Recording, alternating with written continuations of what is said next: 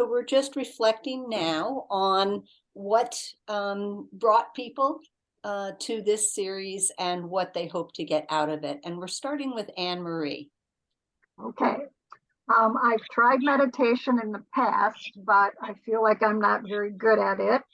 I understand that meditation is good for you, both mind and body. So I'd like to get better at it for both my physical and my mental health. Awesome. When you tried it before, Anne Marie, can I just ask what type of meditation you used and perhaps, the extent of it, the duration? Oh, I have no idea what type. It's just I've been in, a few different groups and people have led meditations or spoken about how it works. And so, in a very informal type. Yes. Well, this is how most people understand meditation too, is from groups or from other people that have introduced it at one point or another. And one of the things I'm hoping to do here is to give you a bit of a range, not an all-inclusive range, but of a variety of types of meditations, so people can understand what you gravitate toward, what works for you. And we'll be using the journals too to understand what doesn't work. Like, oh, that one, no, at least not at this point in my life, And that actually does change at different points in your life. If you become a regular meditator at different points of your life, you may want to try, oh, at this point, I think I'm going to put that aside and I'm going to do this. At least that's been the case for me in the about 40 years that I've meditated. So, Anne Marie, I'm so glad you're here, and that sounds wonderful. Thank you. Judy, want to chime in now with your thoughts? And sure. Well, you said why, and I said that I've come to believe that meditation regularly is the way to my spiritual self, the one that's masked by old belief systems and cautions and rules. I hope to become more regular in a meditation practice because I want to be open to what my heart is wanting me to know so I can act on that if I choose. I just have a vision of what I think it's going to be like, but get there. Tell me about the vision of what you think it's going to be like. I just think that it's, I have known two people who have told me that they just came to a point where they were able to let go and it just made sense and they were at peace. Mm-hmm. And it's not so much that I think I'm torn by stuff or whatever, but I want that peace that I hear other people have and that I've read about. And I think it's there, but it's, like I said, it's under some old belief systems and cautions and rules. Yeah, I mean, I do think that there is, to me, I share the belief that this is, I believe, the most important practice for me to do on a regular basis. And it's because of how it sets me up for everything else. And the way that I relate to, coming to a place of peacefulness is actually through being present to whatever feelings or emotions or experience you're having. And some of them can be pretty uncomfortable. But without judging them, being present and starting to get used to them in a way that allows you to have a different relationship to first those aspects of your life, and then I think your life in general. So I think you're in the right place, Judy. Thanks. Sometimes it just seems like it's too non-active or something. I don't know. I don't even know how to put it into words. I think that's a really interesting point, because we live in a world, in the West at least. I think there are some parts of the world that are not necessarily, that don't necessarily have what I am going to now say. But in the West, we are in a culture of doing. And I don't know about Anne Marie, but I think the other three of us here, who I know a little bit better, I think all have sort of fallen under that spell, and have and there are advantages to that spell as well, right? I mean, we can get places in the world, we can do things that we want to do if we are doers, right? If we, and yet in the Vedic way of looking at things, which is the foundation for both yoga and meditation, that there's what's called spanda. It's opposites, right? And you can't have all of one, or you're going to go out of balance. You need its opposite. So if we are doing, we also need to be not doing. And that's something I think that is a little more foreign to most of us. So good point. Marty. I read something that said, we are human beings, not human doings. So, yes. And you know, when for those of you who do yoga, you know, there's the doing part, all of the asanas, going from one asana to another, and then there is the coming into shavasana, which is the receiving and the being. And in order to really feel able to be present to being, you know, it's believed that the movement is needed in order to bring us there. And that is actually how yoga got started. Meditation was first, and people would meditate. The old yogis would meditate in order to cultivate a particular state of being, but there wasn't the movement of yoga. And what they found was they were doing a lot of meditation and there wasn't really any movement, was that it would be beneficial to pair that with movement in order to prepare to sit in silence.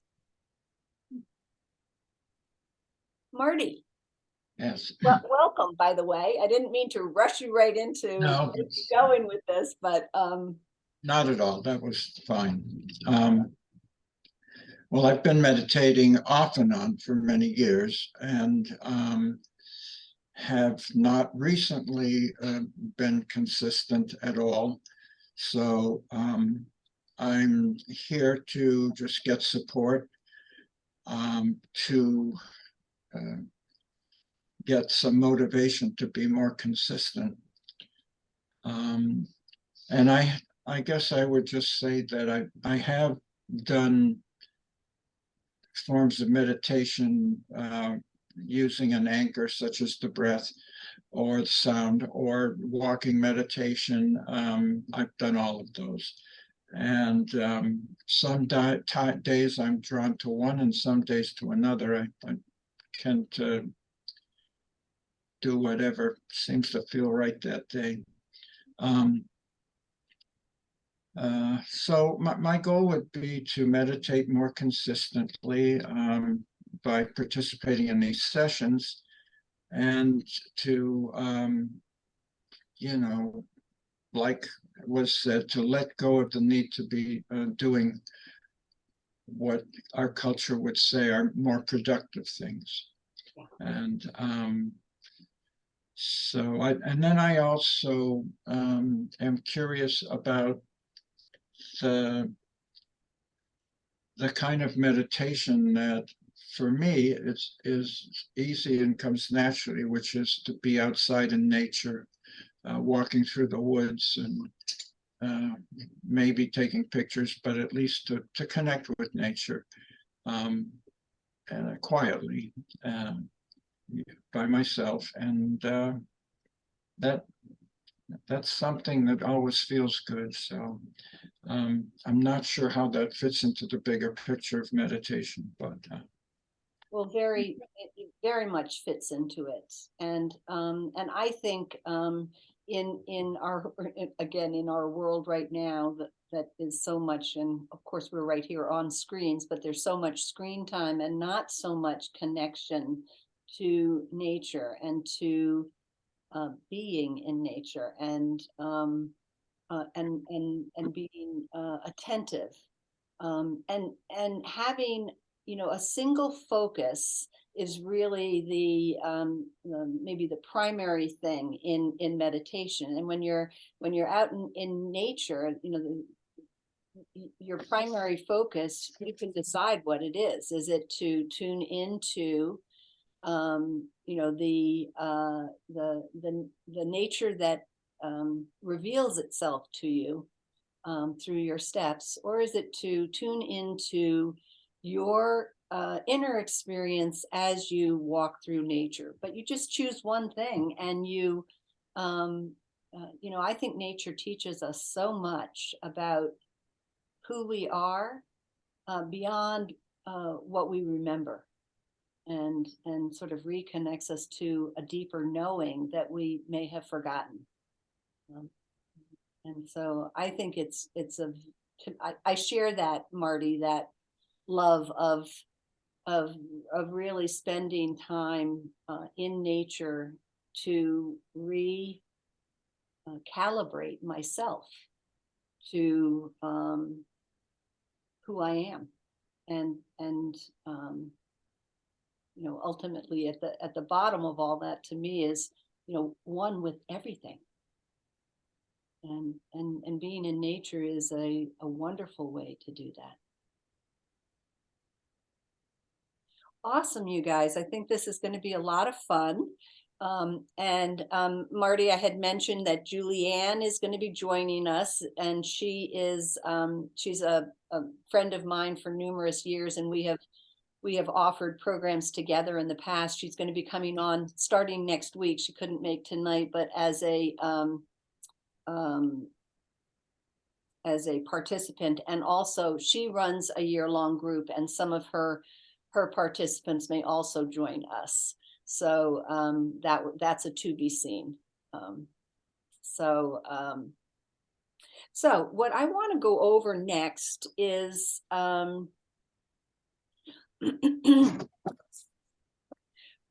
I wanted to talk about, and I think probably this group is pretty aware of what I'm going to be speaking about next. So I'm not going to linger on this for too long, but I do think it's important to speak about.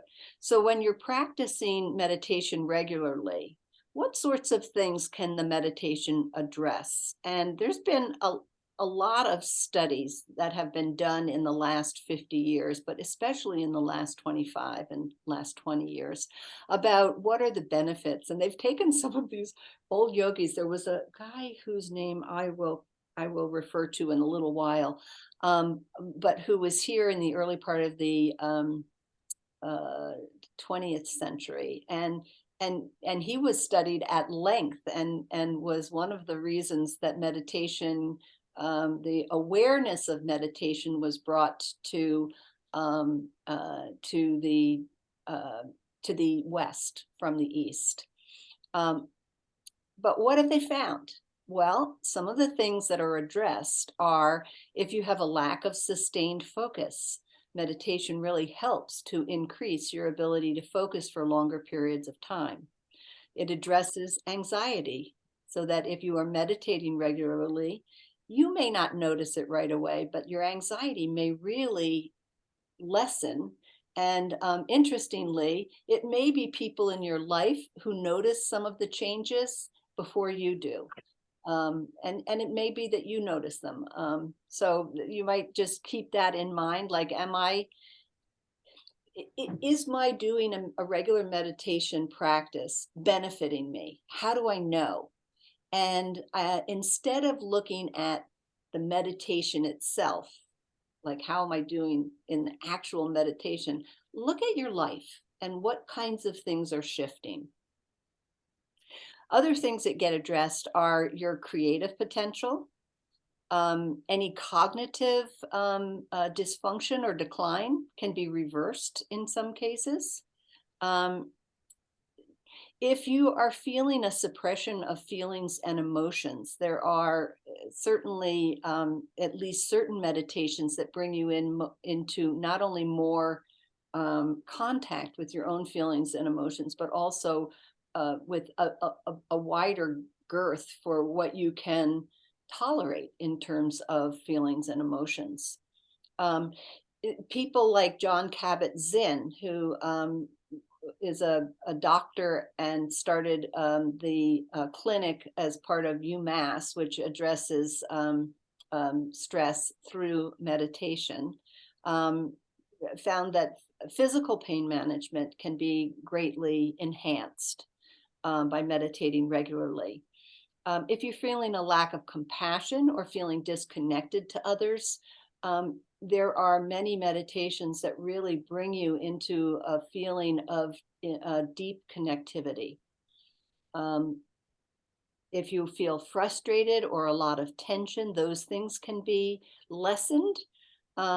Insomnia or other sleep challenges can be improved, and over-reliance on your sympathetic nervous system. So your sympathetic nervous system is your fight or flight. And if people can have two nervous systems or two aspects of the nervous system. One is the sympathetic, the fight or flight. So that's when all of your energy goes into, okay, what do I have to do to remain safe here? It seems like there may be danger in my environment. What do I have to do here? So it's sort of a crisis management kind of a stance. And then there's the parasympathetic nervous system. And in the parasympathetic nervous system, that's the rest and digest. You know that things are safe. You know that that you can be at ease, and so you can relax. And that is when you can digest your food. You can't digest your food well if you are in the sympathetic nervous system. And the words are sort of funny because you think sympathy, well, that sounds pretty good, right? So I always have to tell myself it's opposite of what I would think. But it's the parasympathetic that actually brings you into the ability to rest and to digest. And there's a place for both sympathetic and parasympathetic. So again, we're back to that spanda. We need both. But which one are we having ease with, and which one are we maybe stuck in, or maybe have an overabundance of? And the neurologist Andrew Huberman out at Stanford says that the thing to do is to be aware of what you want at any given point in time. And you can use meditation and breath work in order to enhance what it is you want. So do you want like some energy so that you can, complete some kind of a mental task that you've got? Or do you want to like calm yourself down and become a little more sedate? And so we'll be talking about breath work in the course of this 6 weeks, as well as meditation. So let's talk for a minute about what. So a lot of people stop meditating or don't meditate because they think that they don't know how to do it. They think that they're doing it wrong. And there really are just a few things to keep in mind when you're meditating. And I just wanted to go over those. So one of them is the kind of chair that you're sitting in. And we talked about this before Marty came in, but having a straight back chair is good. And most of the meditations that we're going to do, though not all, will be sitting up. We will do yoga nidra at least once, maybe several times, maybe 2 or 3 times. And that you can sit up, but you could also lay down if you have the ability to do that. We aren't going to do that tonight, but toward halfway through, toward the end of the series, we will get into the yoga nidra. But in developing a practice, you want to be aware of your inner critic, this critic that can get activated and say, you're doing this wrong. you know, you'll never make it, or, you know, just berates you in one way or another. So what do you do when that happens? So what I want you to consider when that voice comes up in your head, what I'd like you to consider is ways that you would have liked to have been treated by others in order that you felt love. And think of yourself maybe as a child. What did you want? And consider if you can develop this type of an attitude toward yourself as you cultivate your mindfulness. Now, I'm using the term mindfulness, which really comes, I believe, originally from the Buddhist tradition. And it really means bringing your mind fully to one point. And that's what we're doing. Is often our attention is going to one thing, and then another thing, and then another thing, or three things at a time, or whatever. It's very, very busy. And in Buddhism, they call this the monkey mind. And the monkey mind is the opposite of what we're trying to cultivate. But what we want to do when the monkey mind is present is acknowledge it. Oh, my mind is jumping around.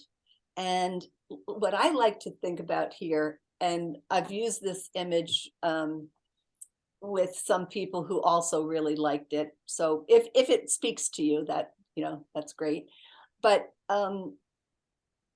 most of us have either had a puppy at some point in time or known somebody who had a puppy that they were training. And so you say to the puppy, sit. And first the puppy's got nothing to do with it. And then, you know, very, very gently you help that puppy to sit, and it sits for a moment, and then it's up and running around again. And then you consistently keep coming back with the same prompt, sit, and with loving attention. You care about this animal, and you also care that it gets trained, that it be not everywhere, because that can be both dangerous and inconvenient for people and other dogs. So you want the dog to be able to exist in a way that is beneficial for all, including the dog. And I think about that when I meditate. You're bringing your mind back to whatever it is that you're focusing on. And really, meditation is about bringing your awareness fully to one thing. So you keep bringing it back to that. Is it going to stay there?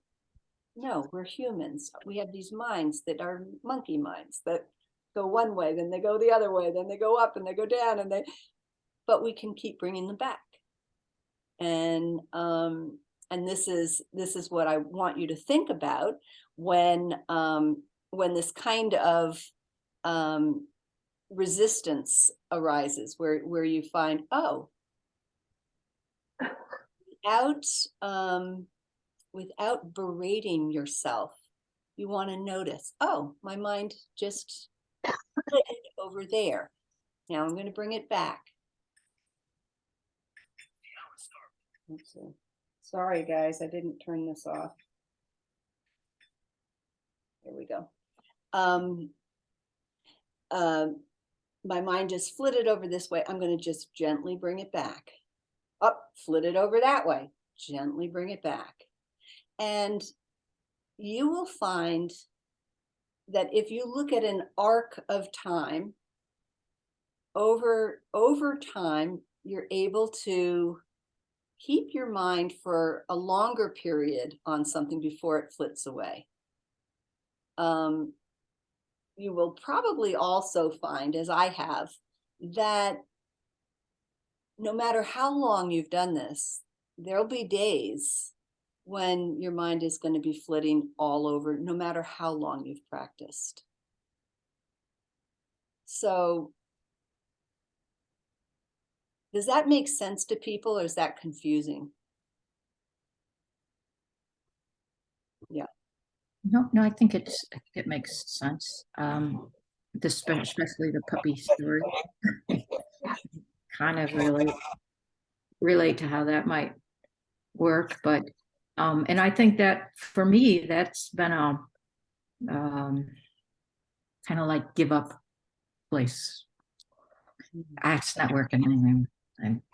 I can't do it. And So yeah. I this yogi, modern day yogi, speaking at one point, and he was saying he often comes upon people who say, I can't meditate. My mind is just too busy. I can't meditate.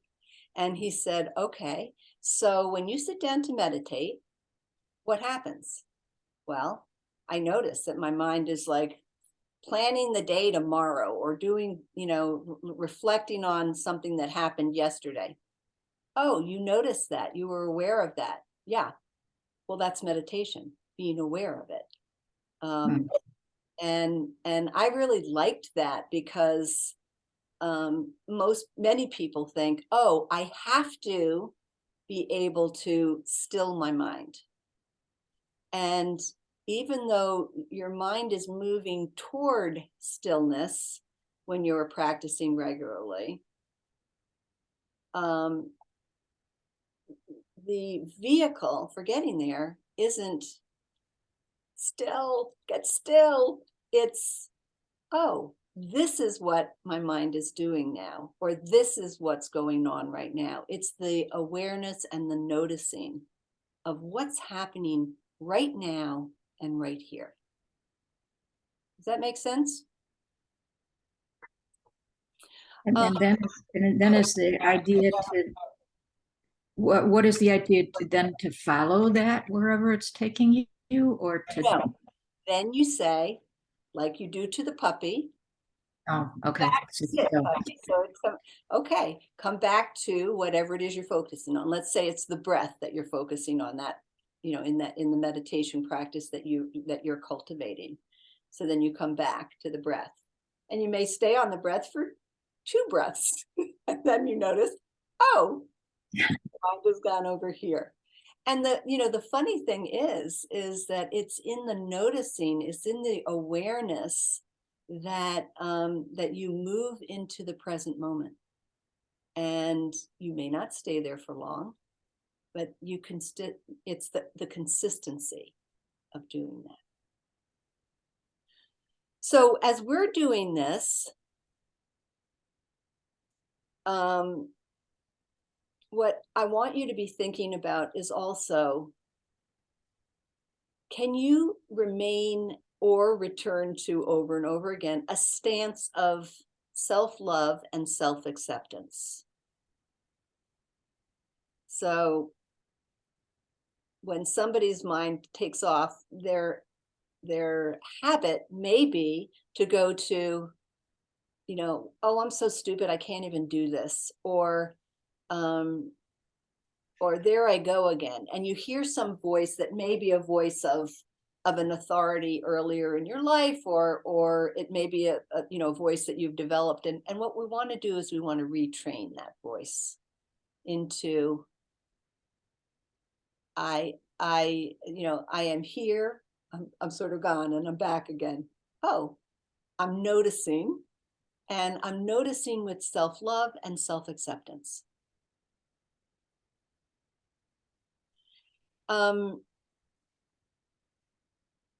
Okay, so the last thing I want to say about this is that you're developing a container, and you are the container. And as you are practicing meditation, and no matter if it's a day when your mind is not able to, all right, this, I think I shared at one point, Marty and Judy I may have shared this with you one other time, but there was a day a few months back, maybe 4 months ago, where something was going on in my life with one of my kids, and I sat down, I got up in the morning, sat down to meditate. And my meditation that day was on counting my breaths, and I think starting at 10 and down to 0.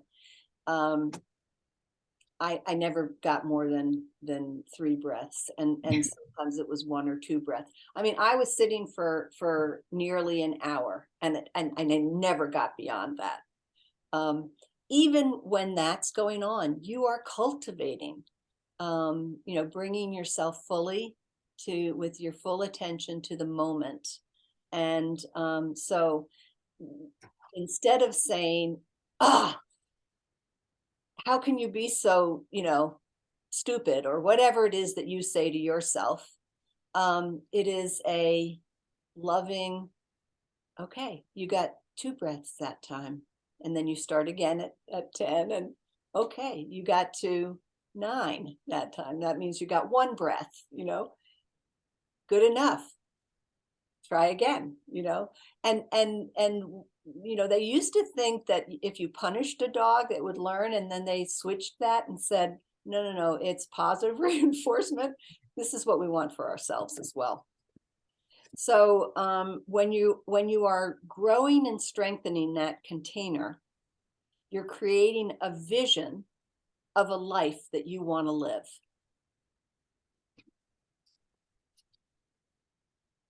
You're cultivating the space between thoughts. So a lot of times our thoughts have no space between them. It was like they're on top of each other. And in meditation, we bring them apart, and there's a little space that gets created in between, and that's the space that allows for inspiration.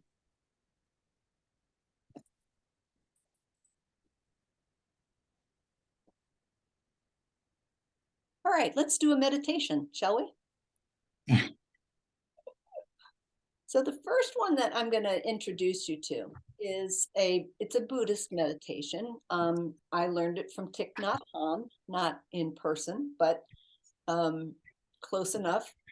And it's a very simple meditation. I believe he said that it was the first meditation that the monks were taught. And it's about just following the breath. So now, in terms of your chair, I want you to sit in your chair in such a way that you really feel your sits bones sinking down into the seat of the chair. And at the same time, you feel your torso rising up from your sits bones. Your shoulders are relaxed. And we might just scrunch our shoulders up for a moment so you can really feel the difference, and really make, right toward your ears, and then let go. You might want to do that just a couple of times so you can feel what it's like for all that tension to be carried in your shoulders, and then for it to be released. Now, a lot of people, and let's see if I can show this way, a lot of people, especially because of screens, have their head is out in front of their shoulders. Can you see that on the screen? Yes. Yes. And what you want to do is you want to bring your head back so that your ears are over your shoulders. And you might consider that there is, one of 2 things. Sometimes people say, if you consider that the crown of your head, or where the baby soft spot is on your head, that there is a rope going up from there, and it's just gently being pulled upward. Or the other way I like to think about it is, I had been in traction once, and it was this contraption that was around my head like this, and it was linked to the top of a door, and there was a sandbag on the other end. And so there was this lovely support and holding of my head and neck in the place that they were supposed to be. I had been in a car accident, so it was squished back there, and this was gently bringing it apart. So if that image is better for you than the rope, you can use that. If the rope is better, use the rope. Now, what happens if you start to get drowsy? And Eknath Ishwaran, who is one of the yogis that I really find, I feel I gravitate toward. He's no longer alive, but he was out in the Berkeley area. Says you sit just a little forward of your chair. Now, I don't always sit forward of my chair because the back of my chair is pretty straight. So I sit back there. But if I'm feeling tired, he says, just lean a little bit forward and then realign yourself. Just by, are my sits bones really sinking down into the chair? Are my shoulders over my sits bones? Are my ears over my shoulders? And he said that will keep you awake, because if you start to move, it will wake you up a little bit more. But also just bringing your awareness to the fact that in order to have your awareness in the present moment, you don't want to be unconscious. That was sort of a joke, but Yeah. all right. So this, I'm going to just time this. And we're going to do a 7-minute meditation. And one of the things that I want to say is when you're meditating, you want to be clear with yourself. What is it you're doing? And what is the duration? At least the approximate duration. But since I'm leading you, I'm going to tell you this is going to be 7 minutes. All right. So closing your eyes or a soft gaze downward. Bring your attention fully to the inhalation.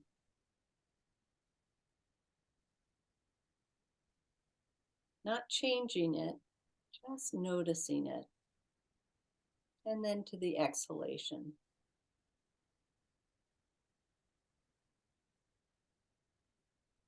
I breathe in. I know that I am breathing in. I breathe out. I know that I'm breathing out. I know that I'm breathing in.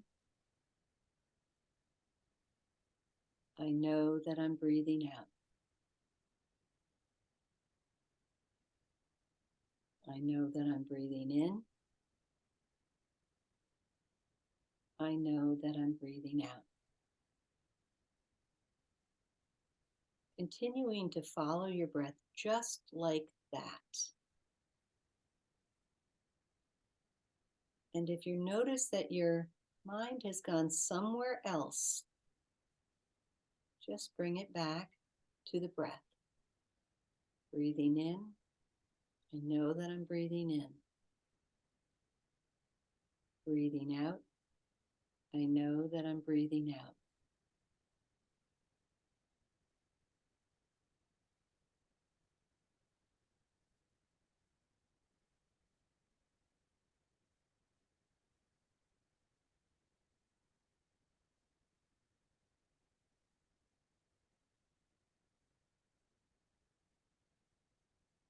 Always returning to the breath.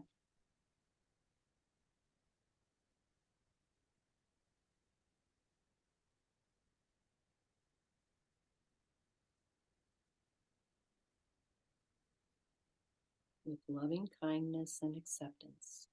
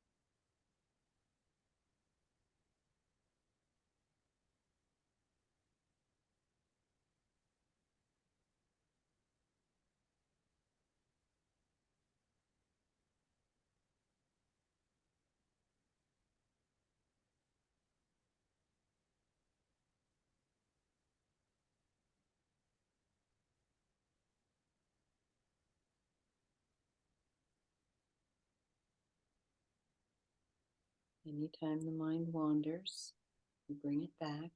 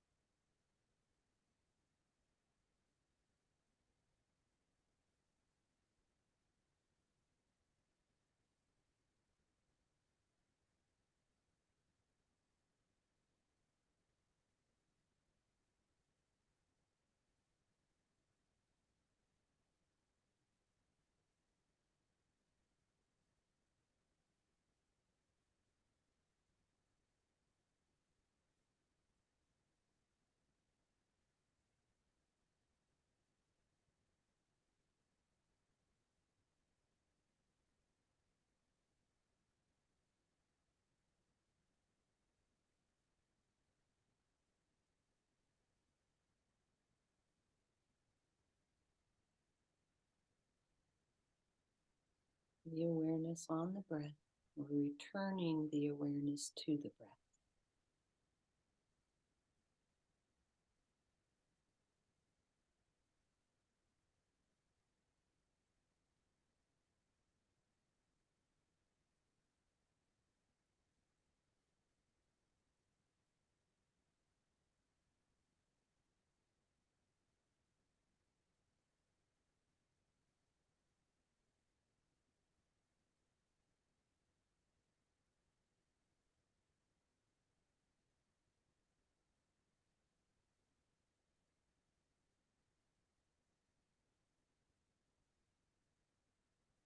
With loving kindness and acceptance, bringing the attention back to the breath when it wanders.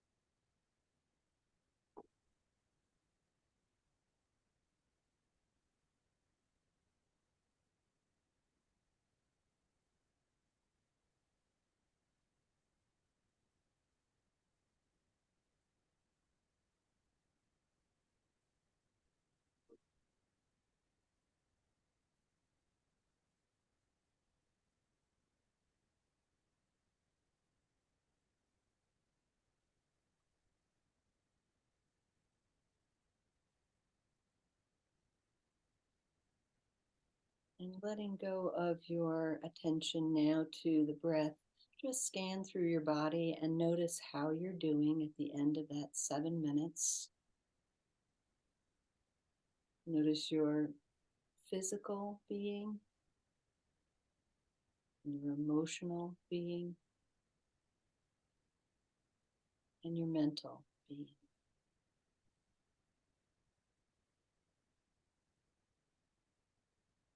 And when you feel like it, opening your eyes.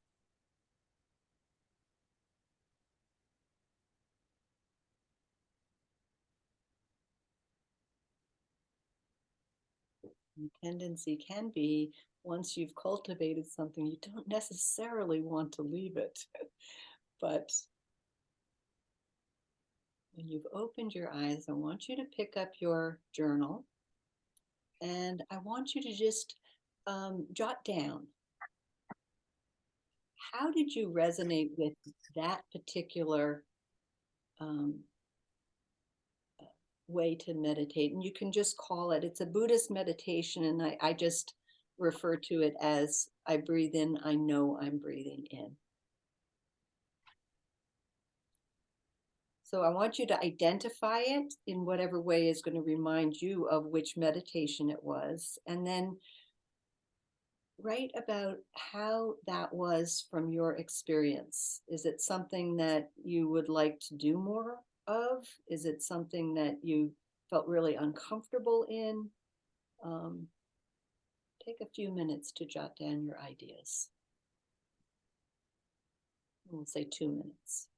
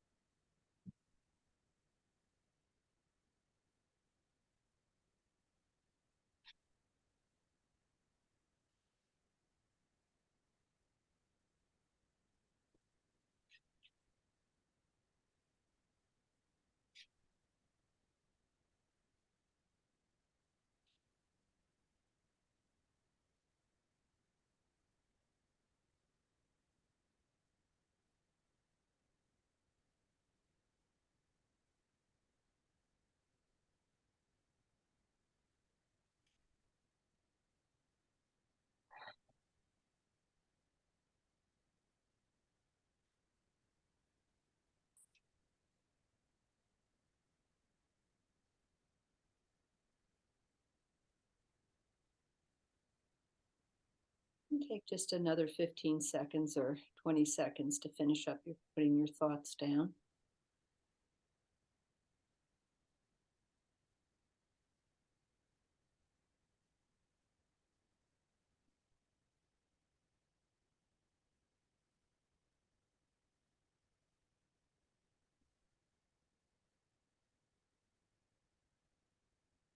Would anybody like to share just anything about your experience of the other name for this in the Buddhist tradition is dharana, and it's the first stage of meditation in which we patiently return again and again to the present moment, even when we're uncomfortable or distracted, and maintain a stance of awake and present and awareness, and this in turn cultivates a kind of trust and resilience within.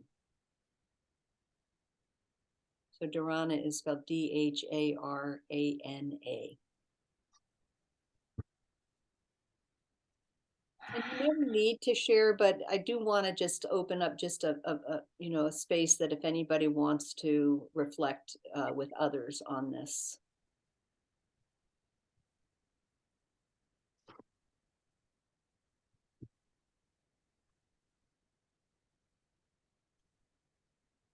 Well, I felt very peaceful.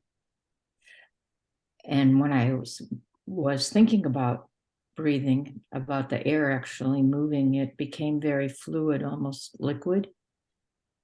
I got lost a couple of times, but then like trying to plan something or remember something. But just when I came back to breathing, it was like floating in air or being underwater and being able to breathe clean, clearing. I was, yeah. Thank you, Judy. Thank you. Anybody else? Well, in answer to the question of, was this a good fit? I thought, so I feel like I'm such a novice at this that I certainly would need to try it some more to get a better feel for whether it is a good fit or not. But my thought is I'm anxious to hear what the other forms are too, to know, what the various options are. Yep. So Great. I certainly want to try it some more. Yeah. But So I got distracted a lot. yeah, which is fine, which is I will say, the most common, especially early on, but it's common even when people have done this for a long time. And again, were you able to be like in a stance of loving kindness to yourself around that? I was sure. Yeah, I was. So that's I don't beat myself up about stuff like that. great. Great. Marty, anything you want to share? Just that I had what for me is a pretty typical experience. I did manage to get a count up to 50 once, but that was at the beginning. And then I had, 5 or 6 distracting thoughts during the thing, but thankfully they didn't last long. I was able to catch myself and come back. So yeah, overall, I would say it worked for me. Okay, so I want to go over, we have about 15 minutes left, and I want to go over just a few things about, the origins of meditation, and then I want to do one more meditation practice with you. So when I was just doing my research on this, there was a quote that I found from a philosopher, Michel de Montaigne. Now, I don't know if I'm saying this name right. I think he's French, French philosopher. The greatest thing in the world is to know how to belong to oneself. The greatest thing in the world is to know how to belong to oneself. I just thought that was a nice way to think about meditation. Meditation comes from the Latin word meditatum, which means to ponder. Through meditation, we connect our bodies to the present moment. We begin to make connection between our emotions and our behavior. And whether you're new to meditation or perhaps returning to a practice after a hiatus, we'll explore the value that meditation can bring into your daily life. So how old is meditation? This I found really interesting. So I'd known it was, I knew that the roots of yoga went back at least 3,000 years, according to some of the Vedic texts. And well, they go back 1,500 years, I think, in terms of the text, but it was an oral tradition before that. So there is controversy about well, how long exactly? Nobody really knows. But there are images that were painted on walls of people meditating 5,000 BCE. Wow. Isn't that amazing? Yeah. And then I said 1,500 BCE is when the first written indication of meditation comes about. And that's in India with the Vedantism, so the Vedanta path toward enlightenment. And then the Vedas were the ones who did the written detailed description of meditation after an unknown amount of time that it was passed down orally. Then there's the Buddhism, which has 2 different kinds of meditation, the dhyana, which is the mental calmness, and then the bhavana, which is a mental development. And so this didn't come to the West until, in the 1700s, there were some instructions in meditation that were available in the West. But it was really Henry David Thoreau and the other Emerson and that whole group of what did you call those, Marty? They were transcendentalists. Yes, transcendental. They did the reading. They read the Bhagavad Gita and other of the Indian holy texts and were influenced by them. As a matter of fact, Thoreau, having read the Bhagavad Gita, was really influenced in it when he wrote his Civil Disobedience. But it wasn't until the 20th century when Swami Vivekananda toured throughout the country and taught about meditation, and then meditation took its roots here. People were really impressed with him and were very interested. This was in the early 1900s. But I don't know the exact date. Maybe one of you does. But really, when it took more root was when the Maharishi Mahesh Yogi, who brought transcendental meditation, and the reason that it really took root then was Donovan and the Beatles. There were rock stars who bought into this, thought it was pretty awesome, and then a lot of people were influenced. It was also the anti-war movement, more than, say, spirituality, that was influenced by people being excited about it. Then in the last 50 years, people like Herbert Benson, who was a neurologist and he did a lot of studies to understand what the benefits were of meditation. And then John Kabat-Zinn, who, as I mentioned before, is at UMass. I think he's still there, but started the clinic there.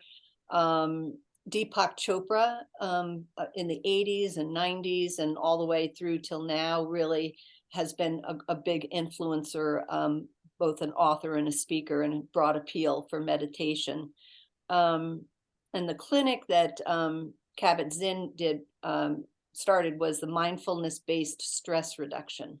So I just think it's interesting to know, like, how far back this goes. And I did a lot of reading, and I didn't want to bring all of that in, but I thought I would bring the sort of key pieces that I found to be grounding to me for where this happened, where this came from, and why, how that's a long time for something to last. Right. It was a way of life for people at one point, and then now we're like discovering it. Yeah. All right, let's get ready for one more guided led. This is going to be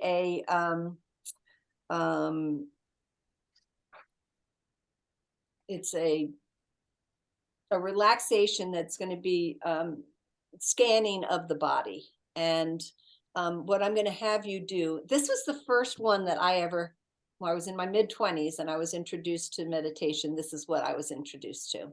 And it was a guided meditation. And what Mike Fischler, who was my professor and friend and counselor, said that if you record your own voice, it can be most relaxing.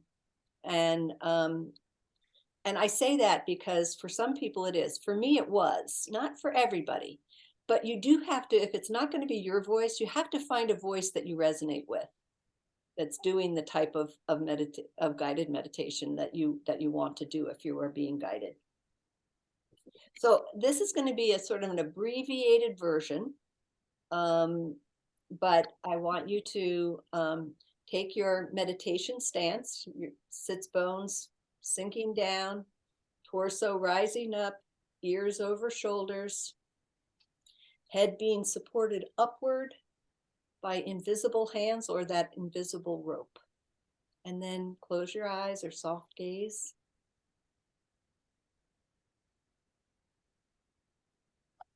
And then I want you to notice your right hand and create a fist with it. And then squeeze that fist, not terribly hard, but hard enough that you can feel the tension. Hold it at that level and continue to breathe. And then let go and relax that right fist. And observe the difference in the feeling between the right and the left hand, the right and the left fist.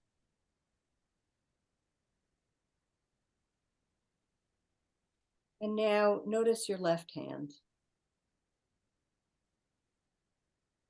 And then squeeze your hand into a fist, tightening it enough that you can feel the tension.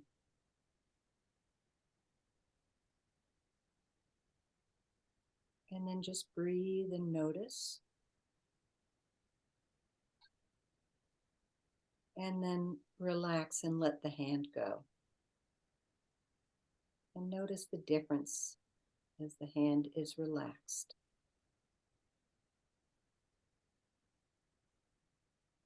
And then as I mention each part of the body that comes from now on, just do the same thing. You're going to tighten it to the point of noticing the tension.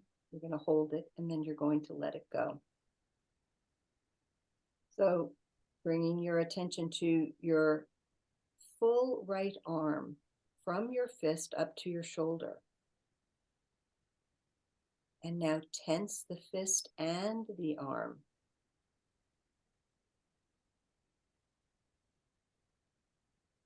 Hold it and breathe. And then let it go and relax. Bring your attention to your whole left arm. Make a fist with your hand and with your arm. Hold that tension and continue to breathe.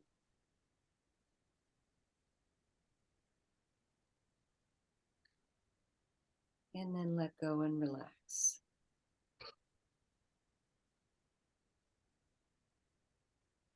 Now bring your attention to your right leg and the right foot.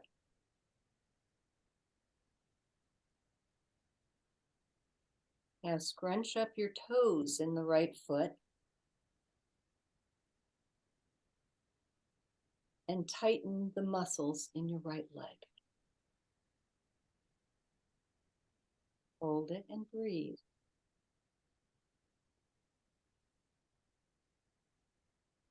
And then let it go and relax. And notice the difference between the tension and the relaxation.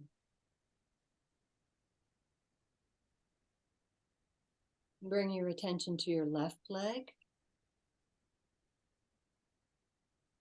And then scrunch up the toes in your left foot and tighten the muscles in your left leg. Hold it and continue to breathe.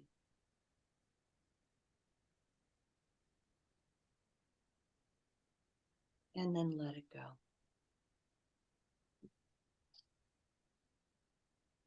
Bring your attention to your torso.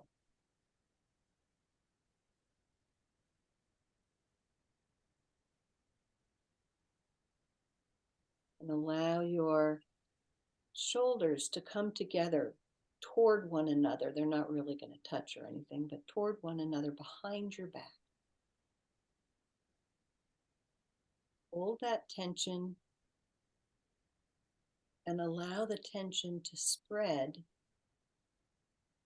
the muscle contractions throughout your torso. Relaxing the arms and the legs, but holding taut the torso. And breathe.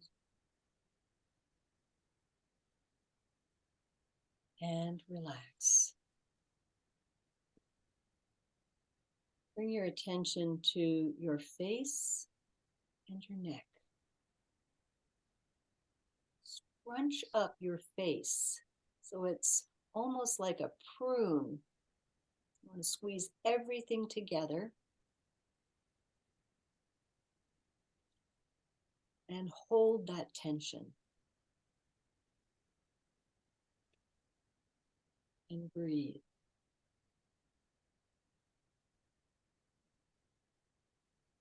And then relax. And notice. Notice the whole body. And tense up the muscles in your hands and arms, your legs, your torso, your neck, and your head. Hold it. Continue to breathe.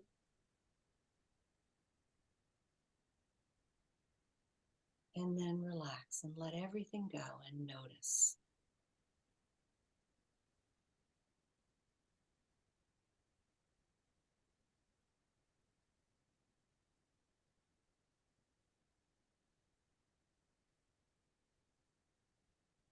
When you're ready, open your eyes. Pick up your journal and just jot down impressions from this. It's called a progressive tension and relaxation meditation.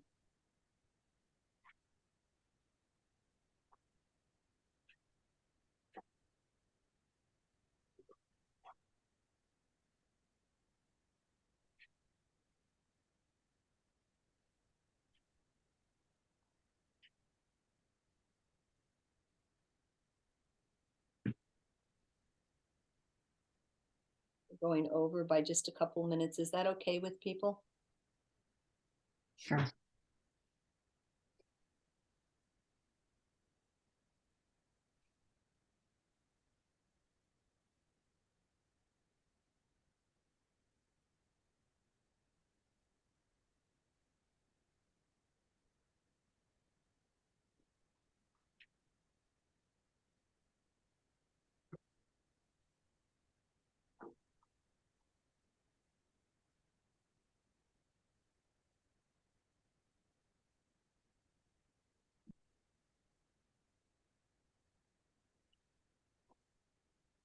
You can finish that up. Would anybody like to share before we finish up here?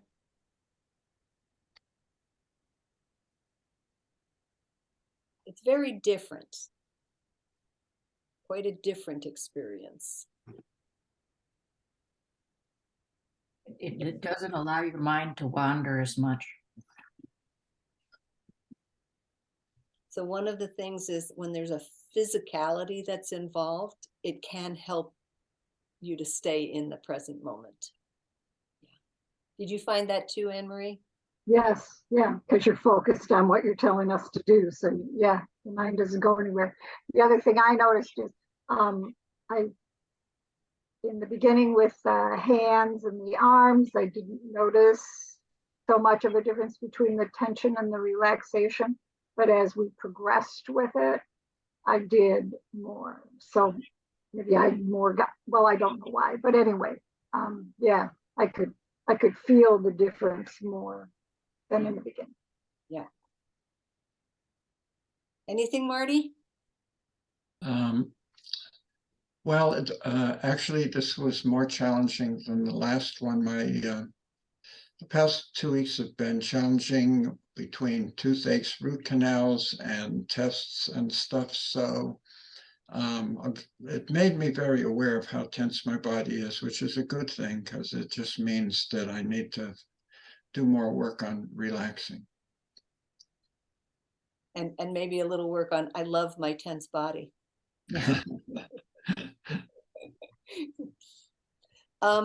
If you were to just say one word in terms of either reflection or how you're doing, reflection on the class tonight or how you are doing right now, Would people care to share a word?